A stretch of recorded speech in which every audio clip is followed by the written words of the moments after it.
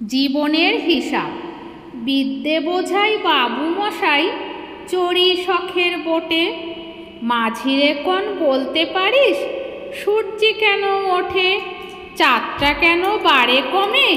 জোয়ার কেন আসে?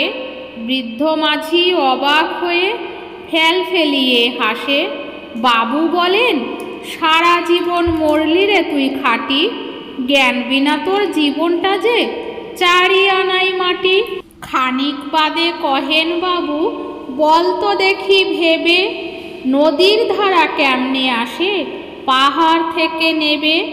বল তো কেন লবণ পোড়া সাগর ভরা পানি? মাঝি সে কয়, আরে মশাই অত কি আর জানি? বাবু বলেন, এই বয়সেও জানিস নে তা কি? জীবনটা তোর নেহাত খেলো কষ্ট আনাই ফাঁকি।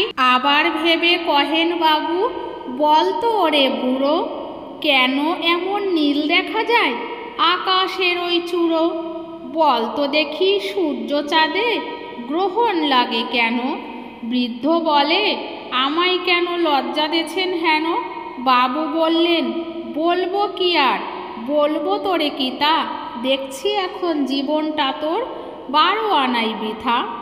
খানিক বাদে ঝড় উঠেছে, ঢেউ উঠেছে ফুলে।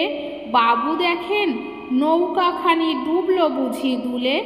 মাঝিরে কন, এ কি আপদ?